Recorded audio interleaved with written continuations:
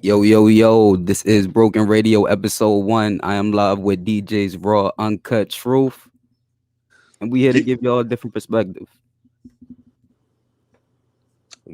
Thank you for having me on, man. Shout out to your channel. Uh, Also, I want to say thank you for the kind words that you said off the record. How me and a couple others were inspiration to you. Not only me, but Coach Joe, Rev, at Flight Sports TV, and plenty other content creators who have motivated you to do this. The good thing about these YouTube channels, everyone has their own style, their own flavor, and it meshes well because the listener, they want to listen to the same thing but different. They don't want to hear someone that sounds like somebody else, Right, and that's what you get with those different content creators.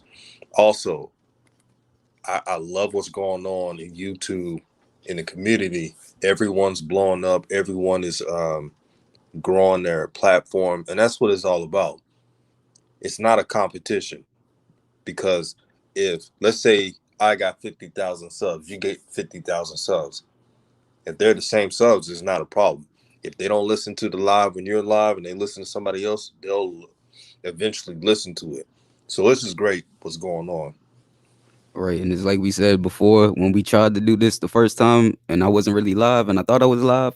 Um, but like you said, it's a space for everybody in here. Everybody's channel, everybody's live, everybody's chat is so much different. And the funny thing is, you'll see the same people in all these different chats, and they'll act different in different chats. They'll have a different respect in certain chats because they know the energy that this chat or this channel brings. And I think that's lovely. I love it. Um, Absolutely. but one thing I do want to get into is right away is the summer league. Who are some of your NBA summer league standouts?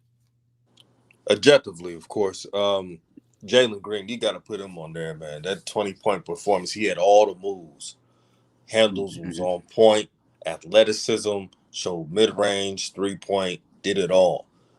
Also, Davion Mitchell, he was a pit bull on that court. And when I made that video before the Hornets Kings game, I said, look out for Davion Mitchell. His nickname is Off Night because when he guards you, you're going to have an off night. You're going to have a terrible game on offense when he's on you. He did that at Baylor, helped them win the national championship. And the gym, yeah, Kaz, I know you've heard me say this guy's name a couple times. Patrick Williams of the Bulls. Oh yeah. Reminds me of baby Kawhi Leonard, long hands. All he needs is a consistent mid range and to make his threes more than he's making now. And he's on to becoming an all star one day. Not next year, but one day. If I'm not mistaken, I feel like you were one of the first people last year that brought up Patrick Williams and like hyping him up. Yeah, before it was popular, and people was like, "Oh no, he only averaged 9 points per game." What they failed to realize is Florida State had a veteran team, Yeah. and they had other players that got drafted that are veterans. So he had to come off the bench. The scouts saw his talent. That's why he was drafted number 4. Speaking of Florida, college Florida ball, G League, Summer League, Scotty Lewis, how did you think he looked in the first game? And do you think it guaranteed or it warranted that two-way contract? Or is he now on a hot seat? I'm not gonna say he's on the hot seat yet because he's what 20 going on 21. So I'm not gonna say that, but he needs to show something. Scotty Lewis has not shown up. He played game 1, was overthinking a lot, didn't make the simple play, and that's what you're gonna see in summer league. It's gonna be ball hogging. There's gonna be a bunch of hero ball. That's the reason why Jello didn't even have enough looks. There was times where Jello was open enough for him to get a 3-point shot off. Teammates weren't passing it to him. Now I'm not trying to make it all about Jello, but I'm just saying how the games are being played. And Scotty Lewis was dealing with an ankle situation, so he didn't play game 2. I want to see what he does in game 3 and 4 and see how he responds back. We know he could play defense, but I want to see the athleticism that he displayed in Florida. Yeah, that's another thing for me because I'm an advocate for Scotty Lewis, but that game just he looked still like he was in college ball, and to be a somebody who's been a multi-year college player, he didn't look as advanced as you'd expect somebody his Hmm. age coming out would look. And he just didn't look like he was spacing the floor, really moving it until the end where Jello was getting hot. Then it felt like Jello was giving everybody else that spark, and now he wants to move the ball a little bit more. You see him getting a little bit more into the game and into the rhythm. But a thing I heard Mitch Kupchak say today, and I don't think he meant to say it, it sounds like both the twins are out of here. I agree. I think both twins, uh, they're not going to be in the upper room, but they're going to be out the door. They're going to be out the door. And I know they're from North Carolina, I think from Raleigh, and they got a fan base. But it's time for the Charlotte Hornets to get out of this purgatory mindset, being Right, satisfied for mediocre play. Now it's time to build a culture in a winning team, especially with your point guard, LaMelo Ball. So the teacher's pets, y'all know who they are, that are still on that team, they have to go only because to turn anew. They got to build this team around Melo Dip, and I think they're doing that slow, slowly but surely. right. Yeah. Because it's like when it comes to Cody, the one that's left on the roster, him and Jalen McDaniels are the two left with non-guaranteed contracts, and the other what 12 roster spots are all guaranteed contracts. So if Yes. they want to make any moves, one of them two or both of them two are gonna have to get waived before the 15th of August. So I think this next week of summer league is really a lot of people's shot to get on this roster. And I'm saying Jello without saying Jello's name, but we know who I'm talking about. Like this is his shot. This is his opportunity because the way it's looking right now, the Martins don't bring anything, or Cody Martin doesn't bring anything that nobody else on this roster can bring. He's basically a Scotty Lewis right now. Hmm. He's a more advanced, more I've been here longer, veteran, experienced Scotty Lewis. He can't knock down an open jumper. He can't consistently finish. He's not that he's too much of a ball stopper in a second unit that needs to bring a spark, in my opinion. Oh yeah. And these decisions are so important for this team, man. Because if they don't restructure the roster and get winners in the building, and I believe the Hornets are better roster wise than last season. Now Right. that's just what I believe because they got rid of Tay Devontae Graham. He was Borrego's favorite player. You give him all these minutes. That's out the way. Malik Monk, no problem with Malik Monk, but he didn't give LaMelo that jersey. And when you bring in a number 3 overall pick, they usually get what they want. A top 5 pick usually gets what they want. Right. Um, that didn't go well, and so much pride from veterans who have not won anything.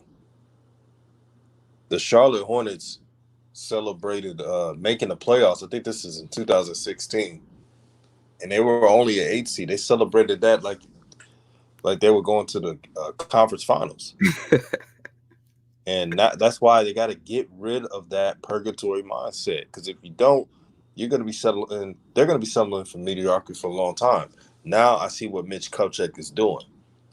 Now there's one thing that Mitch Kupchak said today is we want LaMelo to pass the ball to his teammates and make them happy. Hmm. No, that's not the message. The message would be, let's play the right way and do what it takes to win. Because I don't want LaMelo to be a pass first guy. I want him to be an overall point guard.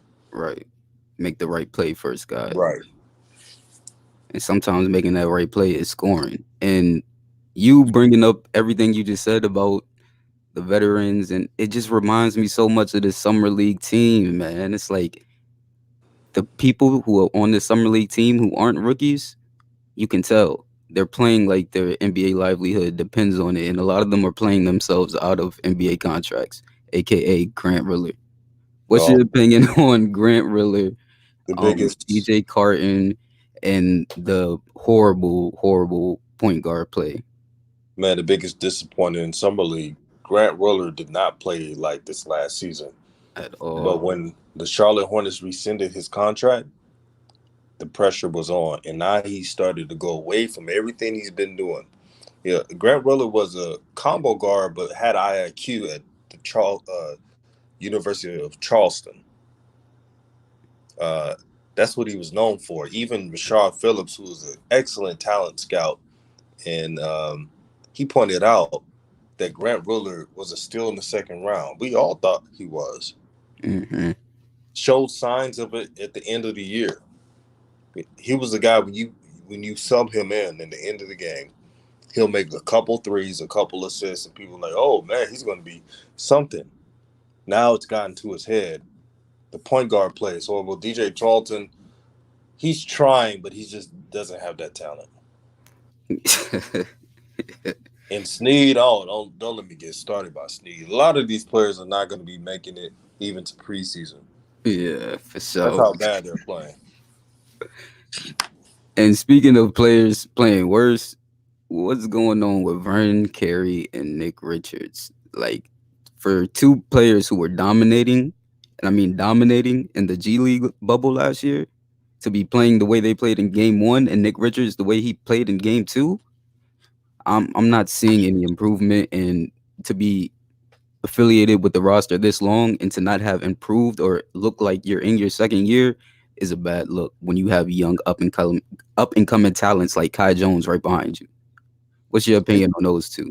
you're talking about two players that was picked in the early second round, I believe, right? Right. Yeah, that's a bad sign for Charlotte. They're supposed to ascend their talent. They're supposed to go to another level, at least respectful, at least to a level where you can be a significant starter. I'm not saying an all star, but the fans of Charlotte and the fans of basketball, when they watched the Hornets, they were expecting those two big men to have identity, to have Mhm. a key cog in their game. But unfortunately, unfortunately, they're into their heads, man.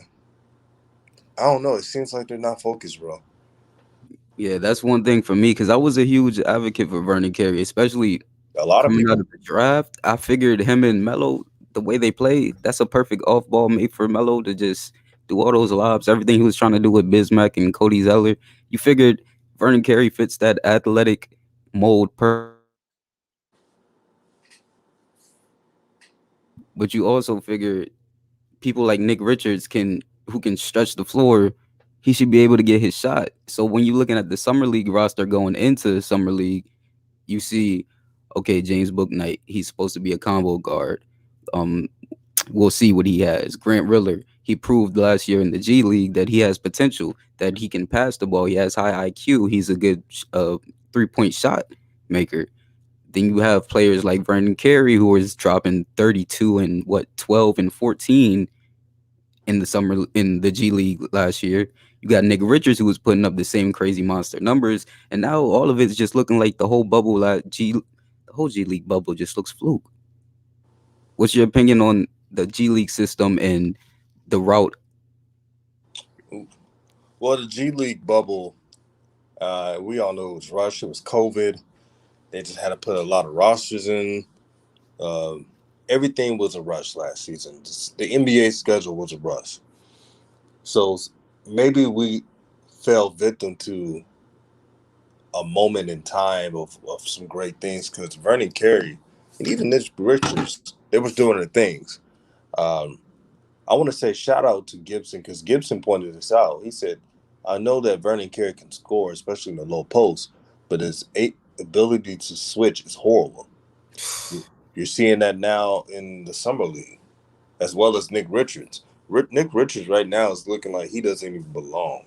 And he went to Kentucky with John Calipari. I know John Calipari is shaking his head right now because he thought he would expect more than that from him. Man, it's I just thought I was so hopeful, especially when it came to Vernon Carey having getting more rotational minutes. He even had the one good game that he did play for Charlotte. And it's like where does that potential go? How does it just fade away so fast? It's like you have a good game, the next game you get in foul trouble. Does this go back to the mental aspect of the game within the game, or is this who you really are? It's probably just who they are. Sad. We we as fans of really we're fans of Lamelo because he's on the team. Let's be honest. Right. We wanted Vernon Carey and Nick Richards to be great because if Lamelo has a big man that can catch the ball in traffic, finish, can hit a mid range, that makes life easier on the Hornets guards. Now the team's got to settle on Mason Plumlee, who is a good player. He's just you don't want him being your starter. Now it's Mhm. okay if he's your starter, but you're like, you got to fight these games out. See, a dominant five man can change your whole outlook of your season. Imagine having a Miles Turner, a 7 footer that can pick and pop from the mid range to the three, athletic, can do a lot of stuff. Very, very underrated. He's probably one of the most underrated big men in the NBA. That's who I would like them to get, to find a way to get him. Now, are the Pacers willing enough to do it? We'll see. Bringing up Miles Turner brings me to another. I wouldn't call it a hot take, but I see Charlotte's starting five being LaMelo Ball, Terry Rozier, Gordon Hayward, Miles Bridges, and PJ Washington at the five. Oh, I not. Oh, I hope not. PJ. PJ, mentally, he needs. Basketball is the last thing on his mind. Should be on his mind right now. I think Plumlee's going to start unless something happens, unless a trade happens. Mitch hinted at that today. If he said if you asked him, he would have Plumlee penciled in as the five. But Right. something about just last year and the way James Borrego runs this team tells me he'll do the same thing he did last year. With PJ starting at the five, he plays the first 4 minutes. Then you put a traditional center in, let them play, run a little with the first team, run a little with the second team. Then put PJ back in at the power forward and bring another big in. Man, I hope he doesn't do that. I know he got that contract extension, brother. And I know he must be feeling high and mighty, but Borrego, if you do that, if you put PJ at the five, you're not going to win as much games. I'm saying that now. Do you think is a possibility that with PJ at the five, they can figure out a rotation that works defensively with that unit? Because I don't see it, but I see them running that unit a lot. Oh, I'm going to be very honest. I hope I don't see it. In my, I just think they got to trade PJ, let him have a fresh start. This him and this Brittany Renner situation has really got to his head. Prayers to the brother. Um, I hope all is well, but he does need a fresh start. Yeah, for sure. Speaking of PJ, Brittany, the whole situation. Let's get into this mental health bag. Today, you and Coach Joe had an amazing stream on mental health where you Thanks. addressed the situation. You addressed being a middle child. Y'all addressed just what it's like being an everyday man, being an everyday woman in America living with a mental health disease or any type of mental health issues. What's something from your past or from your life that really opened your eyes to mental health and what it was? Because a lot of people, though they hear it a lot, they don't actually understand what it is or how to spot it. Well, there was two things with me. I was a perfectionist. I still am in certain ways. Mhm. So when things don't fully go my way, I just like I act like it was the worst thing ever. That was my problem. Also, me being a middle child, I brought this on the show. Um, you know how it is when you're the middle child. The youngest, for some reason, has the thing that just you know. My brother, talented athlete, was the man. And when I was in high school, I was liked because of my charisma.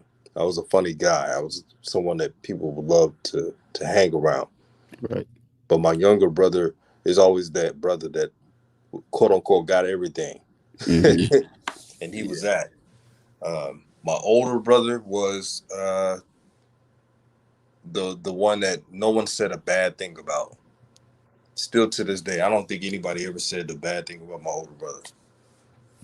And it was just me in the middle. And I hated that I wouldn't say I would say not getting the same love as them. So that mentally, um, that would bother me. Right. But what we got to realize in the community, we got to be honest with ourselves. We got to reach out to someone for help, and there's a lot of tools for that. For those listening, Coach Joe is doing some mentoring and counseling, and he'll talk about financials and cryptocurrency. That helps. That helps That's because what's needed to build a village. mm-hmm, because you can't build a village without having your mind wired. You can't build a fortress in the castle without having your mind intact to know what it takes to lead. You can't lead when your mind is 50% in and 50% out. In our community, the black community, the stigma is so bad due to us feeling that we got to have a fake facade of being tough. We Right. strong. We could do anything.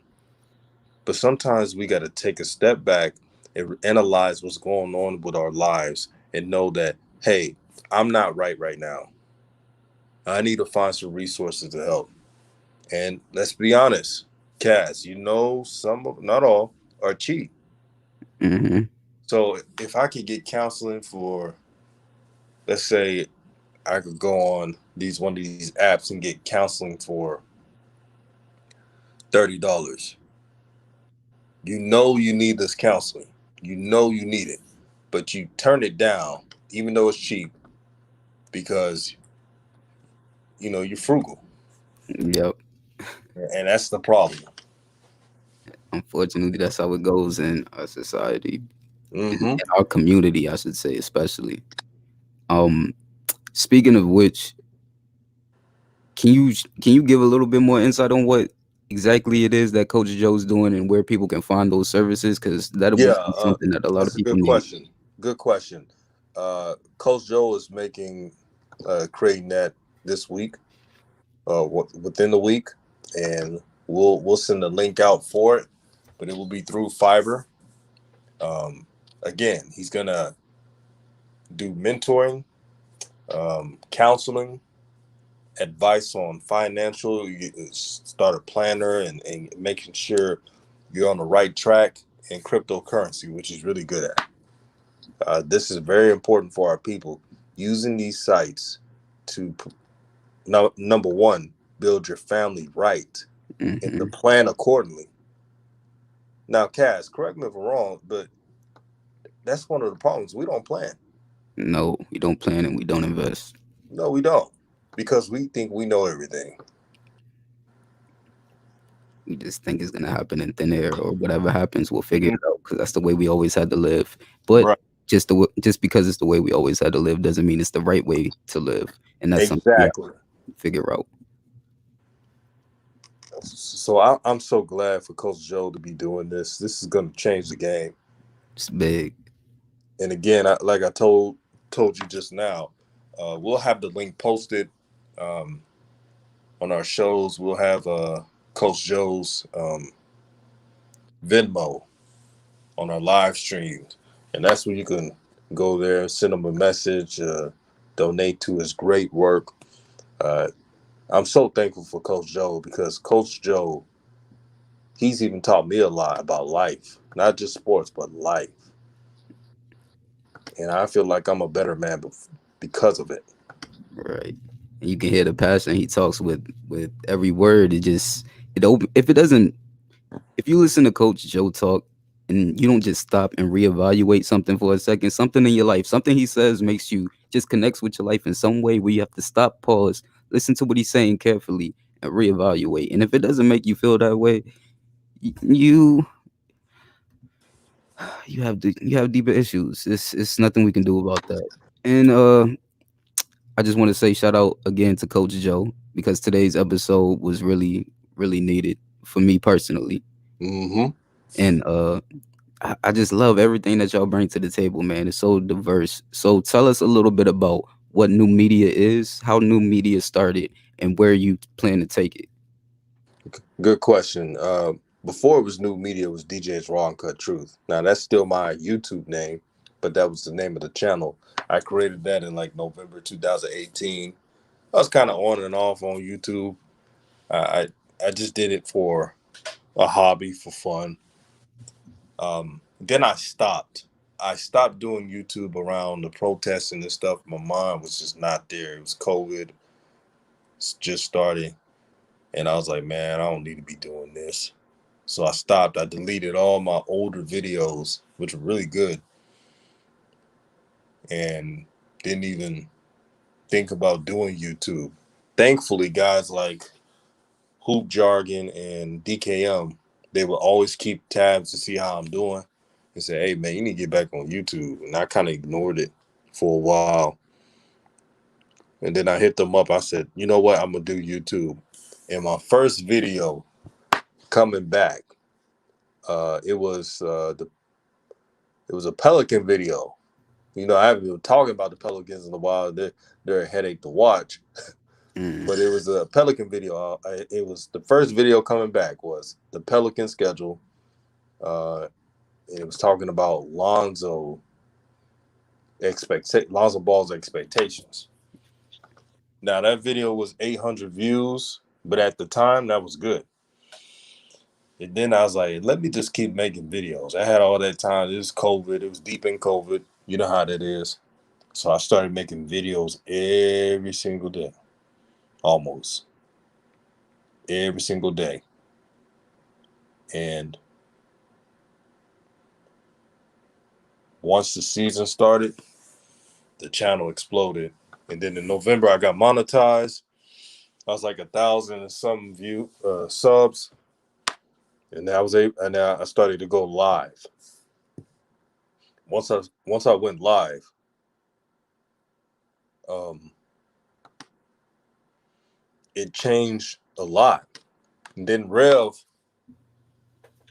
saw my channel, and he's like, "Hey man, send me the link." And that was one of the best things that happened because once we sent that link out, the streams have been, it's like added fire and ice. Red man, fire, man, man, strong brother. man. I remember being in those first couple of streams, like when you were doing what was it? I think the first time I found you was right after the draft, or it was draft day, matter of fact. And AB was live with Hoop Jargon. It might have been Rev and somebody else, and then they had went to your channel, I believe, right after, and y'all were talking about him going to Golden State or Golden State should have picked him and everything. I believe that was the first. That had to be your channel because I don't think there was anybody else talking about that at this time. And then it went to the preseason, and then I just remember all the conversations of everything that I would be thinking, y'all would be saying, and you couldn't hear it anywhere else. You couldn't hear it as raw, you couldn't hear it as unfiltered and straight to the point, and you still can't. And I think that's one lovely thing about new media. But continue about the future plans of new media. Yeah.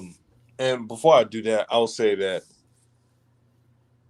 New Media, the name New Media, the way it came was me and Red was talking, and we was like, man, can't stand this old media. We was talking about like we don't have a hate to anybody. We was just saying the tactics of old media was just horrible. Like how they do things and how they act like buffoons. It was like, hey, man, we're gonna be different than that. We're gonna be New Media, and that's when the name stuck. New Media. The reason why I added New Media Nation United is because I wanted the name not to sound like something like everybody else. So I Right. added the Nation United because we are Nation United. I'm talking about for those who believe in truth, that is. And then around that time, Coach Joe came in. I'm gonna tell you how Coach Joe came on. I think Tal Feika, one of those guys, said, "Hey man, this is guy named Coach Joe who been wanting to speak on your show. He's very intelligent. Now I'm just getting new at this, right? Mm-hmm. And I'm saying man, like I got to take this chance." So I did it anyway. And lo and behold, Coach Joe spoke that truth, man.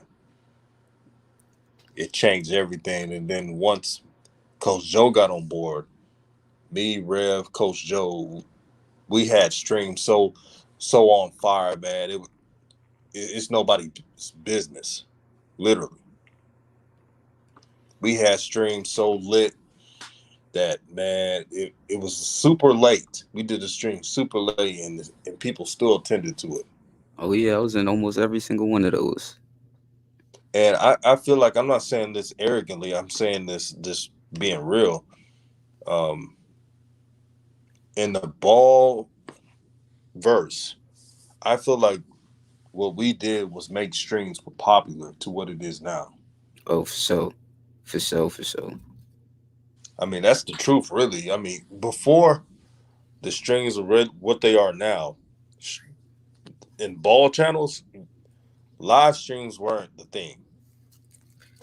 Yeah, I think you were the first live channel I've been to besides, like I said, AB's channel that one day for the draft. That's the Yeah, only time I had been into a consistent thing where it was a live stream, but like a podcast format, but like you could interact with the host. It was all dope to me.